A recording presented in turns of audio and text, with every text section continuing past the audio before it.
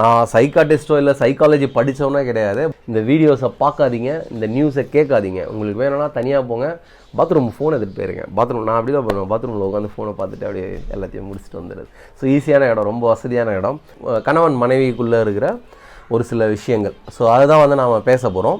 மாதவிடாய் காலங்கள்லையும் பெண்களுக்கு கோபம் வரத்துக்கு வாய்ப்பு இருக்குது.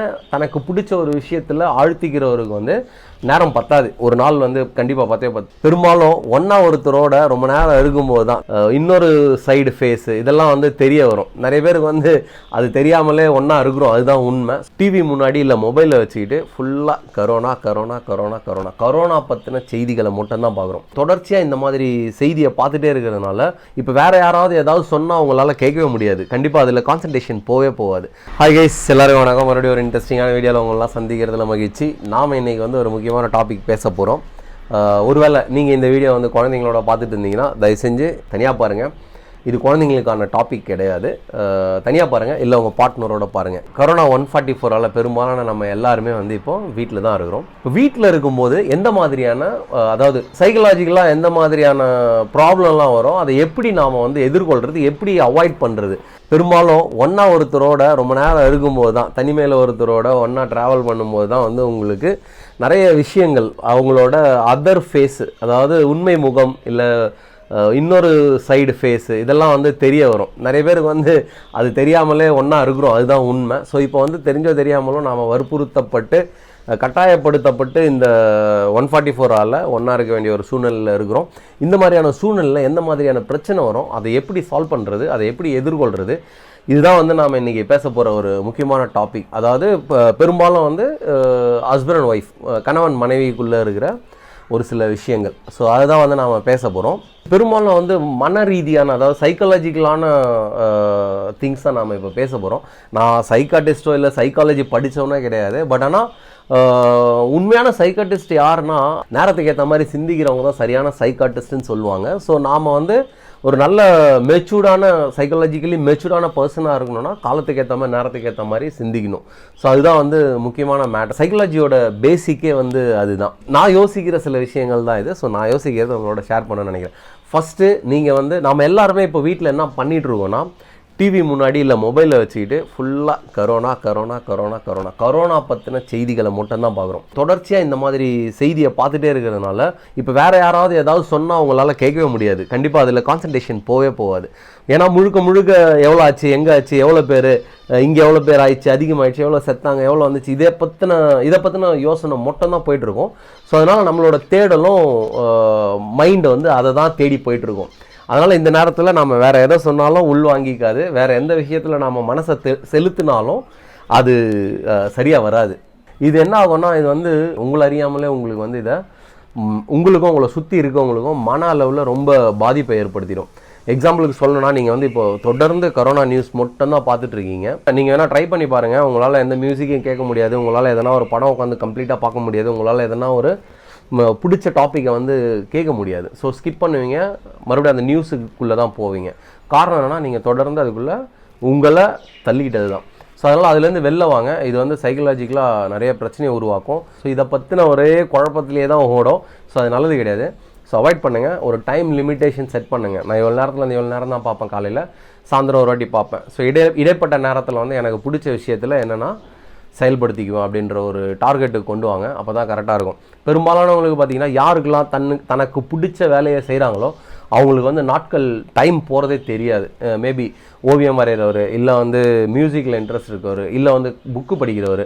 ஸோ இந்த மாதிரி தனக்கு பிடிச்ச ஒரு விஷயத்தில் ஆழ்த்திக்கிறவருக்கு வந்து நேரம் பத்தாது. ஒரு நாள் வந்து கண்டிப்பாக பத்தாது. எனக்கெல்லாம் அப்படி தான் இருக்குது. எனக்கு டைம் பத்துறதே கிடையாது.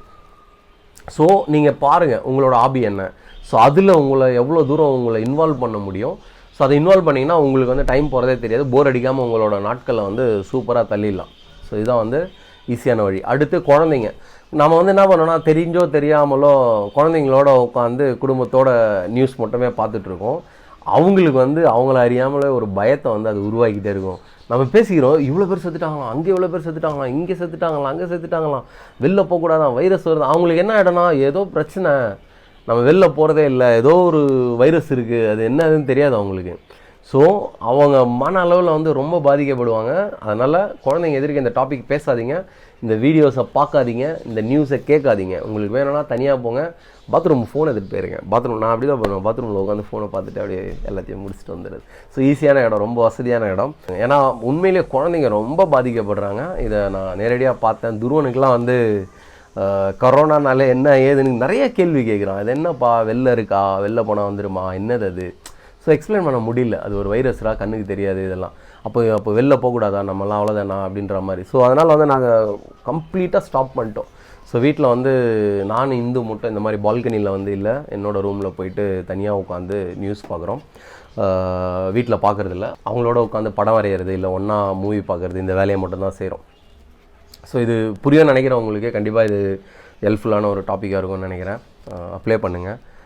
சுற்றி இருக்கவங்களுக்கு பெட்டரான ஒரு என்வாயன்மெண்ட்டை கொடுங்க உங்கள் வீட்டுக்குள்ளவே. ஸோ ரெண்டாவது டாபிக் வந்து பிரச்சனை. அதாவது ஒருத்தரோட ரொம்ப நேரம் ஒன்றா இருக்கும்போது தான் அவங்களோட other side of the face இல்லை அவங்களோட உண்மை முகம் வந்து தெரிய ஆரம்பிக்கும். உண்மையாக நிறைய பேருக்கு இப்போ தான் அவங்களோட பார்ட்னரை பற்றியே புரிய ஆரம்பிச்சிருக்கோம். ஸோ இப்போ தான் வந்து அவர் கோவப்படுறது, அவர் டென்ஷன் ஆகிறது, அவர் இவ்வளோ வைலண்ட் ஆகிறது, அவங்களோட ஸ்பேஸ் போகிறது, எனக்கு நிம்மதி இல்லை, எனக்கு பிரச்சனையாக இருக்குது, எனக்கு உங்க கூட இருக்க முடியல, இந்த மாதிரியான நிறைய டாப்பிக்லாம் இப்போ வெளில வரும். இந்த மாதிரி பிரச்சனைகள்லாம் வர்றதுக்கான பேசிக்கான சில காரணங்கள்லாம் என்ன, அதாவது சைக்காலஜிக்கலாக இதுக்கான தீர்வு என்ன, இதை வந்து எப்படி சால்வ் பண்ணலாம் அப்படின்றது ரெண்டாவது டாப்பிக்கு. ஸோ இதை வந்து சொல்லணும்னா, ஒருத்தர் ஆணுக்கு வந்து பெரும்பாலும் கோவம் வர்றதுக்கான முக்கியமான சில காரணங்கள்னு பார்த்தீங்கன்னா, அவர் வந்து காலைல ஆஃபீஸ் போவார், ஈவினிங் வீட்டுக்கு வருவார், இடைப்பட்ட நேரத்தில் ஒரு வாட்டி இல்லை 2 வாட்டி ஒய்ஃபோட பேசுவார். இதுதான் வந்து அவரோட ரொட்டீன் லைஃபு. இப்போ பெரும்பாலான ஆண்களுக்கு வந்து கோவம் வர்றதுக்கான காரணம் என்னென்னா, அவரோட ரொட்டீன் லைஃப் வந்து மாறுது. அவர் தொடர்ச்சியாக ஒரு விஷயம் செஞ்சுட்டு வருவார்ல, அந்த லைஃப் மாறுது. ஸோ அதனால் அவருக்கு கோவம் வர்றதுக்கான வாய்ப்புகள் அதிகம் இருக்குது. எக்ஸாம்பிளுக்கு சொல்லணும்னா, 11 மணிக்கு ஒரு டீ சாப்பிடுவார், ஒரு தம் அடிப்பாருன்னு வச்சுக்கோங்க. ஸோ இந்த டைமில் அவரால் அந்த டீயும் தம் அடிக்க முடியலன்னா அவருக்கு ஒரு கோவம் வரதுக்கான வாய்ப்புகள் இருக்குது. அடுத்து கரெக்ட் டயத்துக்கு லஞ்சு சாப்பிட்ருவார், அவர் ரொட்டீனாக அந்த டயத்துக்கு லஞ்ச் சாப்பிட்ருவார். இன்றைக்கி லேட் ஆகிடுச்சு வீட்டில் இருக்கிறதுனால, இல்லை ஒரு வேளை ஏதோ ஒரு பிரச்சனைனா அதில் கோவம் வரதுக்கான வாய்ப்பு இருக்குது. அடுத்து குடிப்பழக்கம் இல்லை மது பழக்கம் இருக்கிறவங்களுக்கு நைட்டு அவருக்கு தேவையான அது கிடைக்கல அப்படின்னும் போது அதுக்காக கோவம் வரதுக்கான வாய்ப்புகள் இருக்குது. சில பேருக்கு பார்த்திங்கன்னா கொஞ்ச நேரமாவது தனக்கு பிடிச்ச விஷயத்தில் இன்வால்வ் பண்ணிக்கணுன்ற ஒரு எண்ணம் இருக்கும். மேபி அதில் வந்து அவரால் இன்வால்வ் பண்ண முடியலன்னா அதில் கோவம் வரதுக்கான வாய்ப்புகள் அதிகம் இருக்குது. அடுத்து பார்த்திங்கன்னா இப்போ பெரும்பாலான எல்லாருமே வந்து ஒர்க் ஃப்ரம் ஹோம் பண்ணிகிட்ருக்காங்க. ஸோ அவரோட வேலையை பார்க்க முடியாத ஒரு சூழ்நிலை, அதாவது பார்க்க முடியாத ஒரு என்வரான்மெண்ட் வீட்டில் உட்காந்து. ஸோ ஏன்னா அவருக்கு அது பழக்கம் இல்லை, புதுசாக இப்போ தான் கண்டினியூவாக ஒர்க் ஃப்ரம் ஹோம் பண்ணுறாரு இல்லையா. ஸோ அதில் வந்து சில பிரச்சனைகள், அதாவது மனதளவில் சில ப்ராப்ளம் வர்றதுக்கான வாய்ப்புகள் இருக்குது. அடுத்து ஆண்களுக்கு கோவம் வர்றதுக்கான இன்னொரு முக்கிய காரணம்னு பார்த்திங்கன்னா, பணப்பற்றாக்குறையாக இருக்கலாம், இல்லை வந்து இருக்கிற கையிருப்பு குறைஞ்சதாக இருக்கலாம்.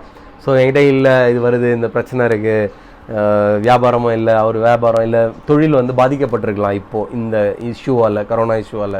ஸோ இதுவும் ஒரு காரணமாக இருக்கலாம் அவர் கோவம் வர்றதுக்கு. ஸோ இந்த மாதிரி நிறைய பிரச்சனைகள் இருக்கும். கோவப்படாதவரே கோவப்படுறதுக்கான வாய்ப்புகள் நிறைய இருக்குது இப்போது. ஸோ அதுதான் உண்மை. ஸோ இந்த நேரத்தில் வந்து நம்ம ஒருத்தர் புரிஞ்சுக்கிறது தான் பெட்ரு. அடுத்து பார்த்திங்கன்னா, பெண்களுக்கு கோவம் வர்றதுக்கான சில முக்கியமான காரணிகள் அப்படின்னு பார்த்தீங்கன்னா, ஒன்று வேலை பளு அதிகமாக இருக்கும். வீட்டிலே இருக்கிறதுனால 3 வேலையை நான் சமைக்கணும், வேலை அதிகமாகிடுச்சு, பாத்திரம் அதிகமாகிடுச்சு, துணி அதிகமாகிடுச்சு, துணியை துவைக்கணும், எல்லாத்தையும் நானே பார்க்கணும் அப்படின்னு. வீட்லேயே பசங்க இருக்கிறதுனால ரொம்ப குப்பையாகுது, க்ளீன் பண்ணணும். ஸோ இந்த மாதிரியான சூழ்நிலை, வேலை பளு. அடுத்து வந்து பார்த்திங்கன்னா, கூட்டு குடும்பமாக இருக்கிறதுனால தேவையில்லாத அன்வான்ட் டாக்கு. ஸோ என்னை இப்படி பேசிட்டாங்க, என்னை இப்படி ஆகிட்டாங்க, என்னை இப்படி சொல்லிட்டாங்க, ஸோ நீ எனக்கு சப்போர்ட் பண்ண மாட்டேன், நீ என்னை கேட்க மாட்டேங்கிற, அவங்க என்னை வந்து இப்படி திட்டுறாங்க, ஸோ எல்லாத்தையும் நான் தான் செய்ய வேண்டியது இருக்குது, உங்கள் அம்மாவுக்கும் நான் தான் பண்ண வேண்டியது. இந்த மாதிரியான சில பிரச்சனைகள் வர்றதுக்கும் பிரச்சனைகளாலையும் அவங்களுக்கு கோபம் வர்றதுக்கு வாய்ப்பு இருக்குது இப்போது. அடுத்து 3வது பார்த்திங்கன்னா, அவங்க ஒரு வேளை மாதவிடாய் காலங்கள்லேயும் பெண்களுக்கு கோபம் வர்றதுக்கு வாய்ப்பு இருக்குது. இதெல்லாம் வந்து சைக்கலாஜிக்கலான ரீசன் அவங்களுக்கு கோபம் வர்றதுக்கு. ஸோ இது என்ன காரணம்னு நமக்கு தெரிஞ்சிச்சுன்னா, ஓகே அவள் கோவப்படுறா, இதான் காரணம் அவளுக்கு இப்போது பீரியட் டைம், ஸோ அதனால் அவள் கோவப்படுறா அப்படின்னு நாம் அட்ஜஸ்ட் பண்ணோம்னாலே இந்த பிரச்சனை வந்து ஈஸியாக முடிச்சிடலாம். அவர் கோவப்படுறாரோ, ஓகே அவரால் வேலை பார்க்க முடியல, அவர் வந்து இப்போது டீ டைமு, ஒரு டீயை போட்டு கொடுப்போம். ஸோ இதுதான் வந்து சால்வ் பண்ணுறதுக்கான ஒரு ஈஸியான வழி. ஸோ நீங்கள் அதை புரிஞ்சுக்கிட்டு அவருக்கு என்ன தேவை, அவளுக்கு என்ன தேவைன்றதை கரெக்டாக புரிஞ்சுக்கிட்டு அட்ஜஸ்ட் பண்ணிங்கனாலே பெரும்பாலான பிரச்சனைகளை வந்து அவாய்ட் பண்ணிடலாம். ஸோ அடுத்து பிரச்சனைன்னு வரும்போது என்ன பண்ணுவாங்கன்னா, ஆணோ பெண்ணோ யாராக இருந்தாலும் ஃபஸ்ட்டு எதில் கை வைப்பாங்கன்னா, சாப்பாடு. என் கூட சண்டை போட்டியா எனக்கு சாப்பாடு வேணான்னு. ஸோ இதுதான் ஃபஸ்ட்டு ஸ்டெப்பு. தயவு செஞ்சு ஆணோ பெண்ணோ அதை மட்டும் பண்ணாதீங்க. அந்த முடிவை எடுத்துங்க. இந்த 21 நாளில் வந்து என்ன பிரச்சனை வந்தாலும் நான் சாப்பாட்டில் காட்ட மாட்டேன், அவ்வளோதான், பேசி தீர்த்துக்கலாம். ஸோ ஒரு டீல் பண்ணுங்கள். சாப்பாட்டில் வந்து பிரச்சனை வரக்கூடாது, நீ என்னென்னா பண்ணிக்க, சாப்பாடு எனக்கு வேணும். ஸோ அந்த மாதிரி பண்ணுங்கள். ஏன்னா சாப்பாடு தான் வந்து முக்கியமான ஒரு விஷயம். ஸோ ஃபுட்டை வச்சு நிறைய விஷயங்களை சாதிச்சிடலாம், ஃபுட்டை வச்சு நிறைய விஷயங்களை பண்ணிடலாம். அந்த ஃபுட் லெவலில் தாண்டிட்டாங்கன்னு வச்சிங்களேன், நம்மளால் ஒன்றுமே பண்ண முடியாது. ஸோ ஃபுட்டு சாப்பிட்லன்னா விட பரவாயில்ல அப்படின்ட்டு நீங்கள் வந்து நீங்கள் பாட்டின சமைச்சு சாப்பிட்டுட்டு உங்கள் வேலையை பார்த்தீங்கன்னா அது அடுத்த லெவலுக்கு தான் போவோம், சால்வ் ஆகாது. ஸோ சால்வ் ஆகிறதுக்கான விஷயங்கள்லாம் நீங்கள் பேசி சால்வ் பண்ணுறது தான். சண்டை வராத வீடெலாம் இருக்காது. எனக்கெல்லாம் சண்டை வந்துச்சுன்னா சாப்பாட்டில் மட்டும் 2 பேருமே காட்ட மாட்டோம். அடுத்த வேலையை போய் உட்காந்து சாப்பிட்றது தான் வேலை, அதுக்கப்புறமா சண்டை போட்டுக்கலாம் அப்படின்றது தான். ஸோ அதை வழக்கப்படுத்திக்கிறது ரொம்ப நல்லது. ஏன்னா ஃபுட்டை வச்சு ஒரு வீட்டை மட்டும் இல்லை, நாட்டையே பிடிச்சிடலாம். அதுதான் உண்மை. ஃபுட்டை வச்சு நிறைய விஷயங்களை சாதிச்சிட முடியும். எக்ஸாம்பிளுக்கு சொல்லணும்னு வச்சிங்களேன், இப்போ வந்து குழந்தைகளுக்காக அக்ஷய பாத்ரா வந்து வெஜிடேரியன் ஃபுட்டை கொண்டு வராங்க. அது பின்னாடி இருக்கிற அரசியல் என்னன்னு நிறைய பேர் பேசியிருப்பாங்க. அக்ஷய பாத்ரா வந்து வெஜ்ஜு ஃபுட்டு கொடுக்குறாங்க. ஃபுட்டு கொடுக்கும்போது என்ன சொல்லுவாங்கன்னா, நீ ப்ரே பண்ணிட்டு தான் சாப்பிட்ணும், நீ ப்ரே பண்ணிட்டு தான் வந்து கடவுளுக்கு நன்றி சொல்லிட்டு தான், இல்லை கிருஷ்ணருக்கு நன்றி சொல்லிட்டு தான் நீ சாப்பிட்ணுன்ட்டு ஒரு ஃபோர்ஸுக்கு கொண்டு வருவாங்க. இந்த ஃபோர்ஸ்னால குழந்தை என்ன ஆகும்னா, தெரிஞ்சோ தெரியாமலோ ஒரு மதத்துக்குள்ளே தள்ளப்படுது. ஏன்னா பெரிய ஆளுங்க வந்து இந்து மதம்னு சொல்லிட்டு உள்ளே வந்தால் விடுறதில்லை தமிழ்நாட்டில்னு தெரிஞ்சிச்சு. அதனால் அடுத்த ஜென்ரேஷனையாவது இந்து மதத்துக்கு கொண்டு வரணுன்றதுக்கான ஒரு ஏற்பாடுக்காக தான் அக்ஷய பாத்ரா ஃபுட்டு கொடுத்து அது இன்டைரக்டாக வந்து அவங்களுக்கு வந்து டீச் பண்ணுவாங்க.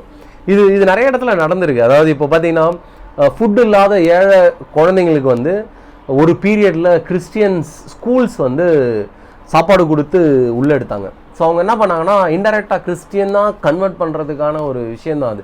ஏன்னா குழந்தைங்களுக்கு வந்து சாப்பாடு கொடுத்து ஸ்கூல்னோடனே ஃப்ரீ ஸ்கூல், ஃப்ரீ எஜுகேஷன்னொன்னே நிறைய மக்கள் அனுப்ப ஆரம்பித்தாங்க. அங்கே இன்டெரக்டாக அவங்களுக்கு சொல்லித்தரப்பட்டது வேறு ஒரு மதம். ஸோ குழந்தைங்க பெருசானதுக்கப்புறம் கூட அவங்களுக்கு சாப்பாடு கொடுத்தோன்னே அந்த ஜபம் பண்ணிவிட்டு ப்ரே பண்ணிட்டு தான் அவங்க சாப்பிட ஆரம்பித்தாங்க. இதை நான் தப்புன்னு சொல்ல வரல, இதை வச்சு ஒரு அரசியல் பண்ணுறது தான் தப்புன்றேன் நான். ஸோ நல்ல நோக்கத்துக்காக பண்ணுறது உண்மையாக நல்ல விஷயந்தான். தன்னோட குழந்தை அங்கே போனாலாவது ஒரு வேலை சாப்பிடுன்னு சொல்லிட்டு தான் ஸ்கூலுக்கு அனுப்புகிறாங்க. ஆனால் அதை பயன்படுத்தி அந்த குழந்தைய வற்புறுத்தி வலுக்கட்டாயமாக வேற ஒரு மதத்துக்குள்ளே தள்ளப்படுற அரசியல் நோக்கம் இருக்கிறது தான் நான் வந்து எதிர்க்கிறேன். ஸோ மற்றபடி எனக்கு இதில் ஃப்ரீ ஃபுட்டு போடுறீங்களா, ஓகே, நல்ல விஷயம், வாங்க போடுங்க, நிறைய பேருக்கு போடுங்க, நல்ல ஒரு திட்டம் தான். பட் அதோட உள்நோக்கம் தான் எனக்கு வந்து கஷ்டமாக இருக்குது. ஸோ இது மாதிரி வந்து பார்த்தீங்கன்னா, இப்போ வீடுன்னு எடுத்துக்கிட்டாலும் ஃபுட்டை வச்சு நிறைய ஆதிக்கங்களை பிடிக்க முடியும். ஒரு வேளை இப்போது ஆண் ஆதிக்க வீடாக இருந்ததுன்னு வச்சிங்களேன், ஸோ அவர் சொல்கிறது தான் சமைக்கணும், அவர் சொல்கிறது தான் ஃபுட்டாக இருக்கணும். ஒரு வேளை அது நடக்கலைன்னா அங்கே பிரச்சனை வரும். அதே மாதிரி பெண் ஆதிக்க வீடாக இருந்ததுன்னு வச்சிங்களேன், ஸோ அவங்க சொல்கிறது தான், இன்றைக்கி வெள்ளிக்கிழமை நீ சாப்பிடக்கூடாது, வெளியிலையும் போய் சாப்பிடக்கூடாது, நான்வெஜ் சாப்பிடக்கூடாது அப்படின்னு அந்த பெண் வந்து ஃபோர்ஸ் பண்ணால் அவர் சாப்பிட மாட்டார். ஸோ என்னன்னா, அப்படி மீறி சாப்பிட்டான்னா அடுத்த இடத்த பிடிப்பாங்க. ஃபுட்டுலேருந்து எங்கே ஜம்ப் ஆகுனா அது இடம். அப்படி சாப்பிட்டு வந்துட்டு அடுத்த அதை வச்சு என்ன பண்ணுவோம்னா இடத்த பிடிப்பாங்க. ஸோ இடம்ன்றது என்னன்னா வீடு.